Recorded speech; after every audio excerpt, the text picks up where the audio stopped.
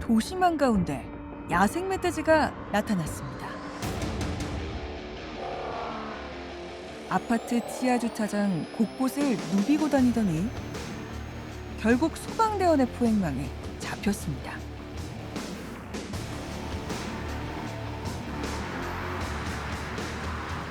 이번엔 도로에 나타난 야생 멧돼지. 위험해 보이는데요. 야생 멧돼지가 교통사고 발생의 원인이 되기도 합니다.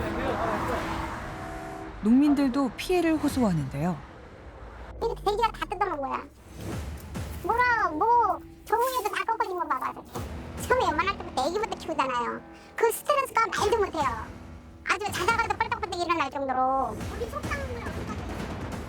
사람들을 위협하고 농작물을 망치는 야생 멧돼지 횡포. 더 이상 두고 볼 수만은 없습니다.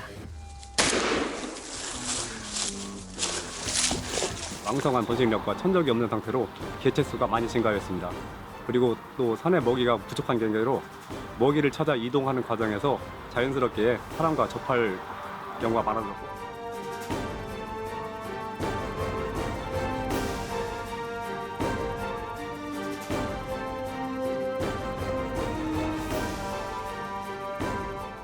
지난 10월 30일 김남희 씨는 야생 멧돼지를 잡기 위해 경기도 가평군을 찾았습니다. 민가에도 많이 내려오고 그래갖고 돼지가 많이 출몰하고 민원 들어오고 그래서 이 산을 오늘 털어줘야 돼요. 오늘 잡아줘야 돼요. 야생 멧돼지는 특히 가을과 겨울에 도심 출몰이 잦은데요. 번식기를 맞아 왕성한 활동을 시작한 데다 먹이가 부족해 찾다 보니 도심까지 내려오는 경우가 많다고 합니다. 산 아래로 내려온 야생 멧돼지의 모습인데요. 시민들의 안전을 위협하고 아프리카 돼지열병을 확산시킬 위험이 있는 야생 멧돼지. 포획이 불가피해 보입니다. 산을 수색하던 중 야생 멧돼지의 흔적을 발견했는데요.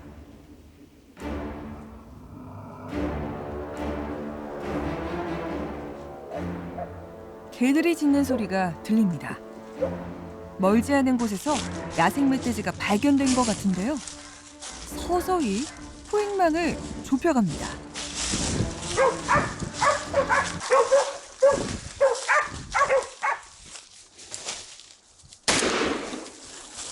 깊은 산속에서 야생 멧돼지를 수색하고 잡는 일은 사실 굉장히 위험합니다. 야생 멧돼지에게 역으로 공격을 당할 가능성도 늘 존재하기 때문인데요. 포획된 야생 멧돼지는 지자체에 먼저 신고한 뒤 아프리카 돼지열병 감염 여부도 검사하게 되는데요. 사체를 운반할 때는 분비물이 누출되는 일이 없도록 비닐로 완전히 포장한 후에 안전하게 이동을 해야 합니다. 결코 쉽지 않은 포획 과정이었지만 인근 농가가 더 이상 피해를 입지 않겠다는 생각에 김남희 씨는 보람을 느낍니다. 야생 멧돼지가 농작물을 망쳐놓는 바람에 농민들이 속가리를 하는 건 사실 어제 오늘 일이 아닌데요. 유해 야생동물 때문에 발생하는 농작물 피해 규모는 매년 100억 원 이상 발생하고 있는 실정입니다. 이순례 씨의 포도밭도 야생 멧돼지 때문에 쑥대밭이 됐습니다. 야생 멧돼지 발자국이 포도밭 곳곳에 선명하게 찍혀 있는데요. 가지 같은 게 지금 이렇게 있는데 여기 포도 달린 거를 물고 잡아 흔들면 이게 그냥 이렇게 찢어져 이렇게 확 다 이렇게 찢어놨어. 저 안쪽에 가면 그러니까 여기에 소득이 나올 게 없어. 이거 안쪽에 가면 엄청나지. 다 꺾어놨어요. 이게 다 물어뜯은 거잖아 이게. 이거 봐봐. 이게 다 이렇게 씹어놨잖아. 마냥 씹었는데 5,000장은 돼지가 먹었어. 이거 돼지가 이렇게 놓은 거거든요 이게. 다 까먹었어. 포도를 감쌌던 종이가 사방에 나뒹굴고 있습니다. 야생 멧돼지와 새끼들이 모두 먹어치운 건데요. 야생 멧돼지가 밤낮을 가리지 않고 포도밭을 헤집어 놓는 탓에 이순례 씨의 시름은 깊어만 갑니다. 지난 10월 6일 밤 11시 40분경 세종시의 한 아파트 단지에 야생 멧돼지가 돌아다닌다는 주민 신고가 들어왔습니다. 신고를 받은 119 소방대는 즉시 현장으로 출동을 했는데요.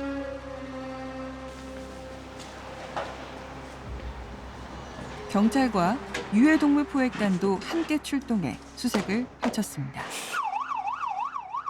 그러던 중 아파트 단지를 서성이는 야생 멧돼지 2마리를 발견했다는데요. 야생 멧돼지가 발견된 장소입니다. 포획 당시 흔적이 남아 있습니다. 부상을 당한 야생 멧돼지는 이곳에서 바로 포획했고 주차장을 배회하던 나머지 1마리도 찾아냈습니다. 긴박했던 순간 소방대원은 멧돼지가 흥분하지 않게 가만히 지켜보면서 잡을 기회만 노리고 있었다는데요. 움직이지 않는 그 순간을 노려서 저희가 뼈망으로 덮쳤습니다. 야생 멧돼지를 포획하자 흥분해서 날뛰는 모습인데요. 곧바로 도착한 경찰관에게 사살됩니다. 더 지체됐더라면 시민들의 안전이 위협받을 수 있었던 위급한 상황이었습니다. 야생 멧돼지의 갑작스런 도심 출몰은 전국 곳곳에서 빈번하게 발생하고 있는데요. 야생 멧돼지의 서식지인 야산에 도토리나 밤 같은 먹이가 부족해지고 또 번식기가 맞물리면서 영역 다툼에 밀려난 개체들이 도심으로 내려오고 있습니다. 유동 인구가 많은 대학교 도서관 앞에서 발견되기도 하고 음식점 안을 배회하기도 합니다.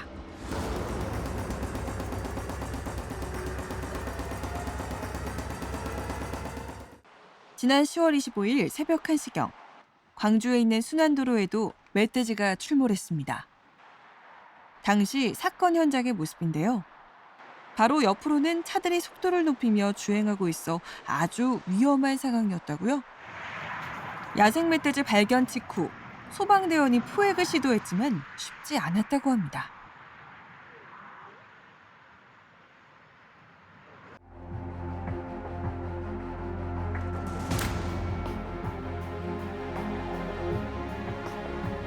실탄 3발을 맞고도 죽지 않았다고요?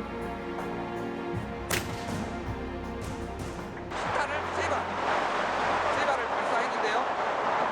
그 3발을 맞은 멧돼지가 갑자기 우리 경찰관한테 돌진을 해서 다음으로 실탄 3발 더 사용하고 경찰관이 무려 10발의 실탄을 쏘고 나서야 상황을 종료할 수 있었습니다. 지난 9월 경기도 파주에서 아프리카 돼지열병이 처음 발생한 이후 60여일이 지났습니다. 아프리카 돼지열병은 전파성이 강하고 치사율이 높아 정부에서도 바이러스 확산 방지에 총력을 다하고 있습니다. 감염되면 거의 다 죽는다고 보시면 될 것 같습니다. 그렇게 무서운 질병이기 때문에 아프리카 돼지열병이 발생한 뒤 정부는 젖병지역 14개 시군을 특별관리지역으로 지정하고 농가 방목 사육을 금지했습니다. 울타리를 설치하고 멧돼지 기피제를 배포하며 바이러스 확산 방지에 주력하고 있는데요. 아프리카 돼지열병 확산의 원인이 될 수 있는 야생 멧돼지의 폐사체를 조기에 발견하기 위해 군병력을 투입해 수색 작업을 펼치기도 합니다.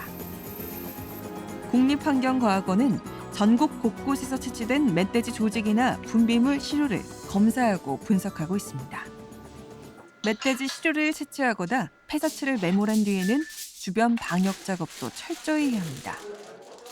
감염된 폐사체가 환경에 존재하지 않도록 빨리 제거를 해서 그 오염원을 제거해야 되고 또 감염된 지역의 통제를 통해서 감염된 지역 안에 있던 그 바이러스가 감염 지역 밖으로 나오지 못하게 하는 그런 차단 조치 이런 것들이 신속하게 이루어져야 됩니다.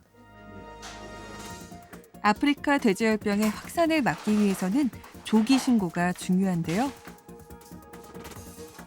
의심 개체나 폐사체를 발견했을 경우 즉시 국립환경과학원으로 신고해 주시고 혹시 접촉을 했을 때는 반드시 세척과 소독 처리를 받아야 합니다.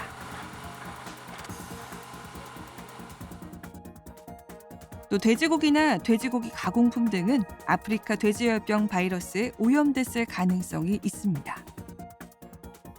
산행과 같은 야외 활동을 할 때는 남은 음식물을 버리거나 야생동물에 먹이를 주는 행동은 삼가야 합니다.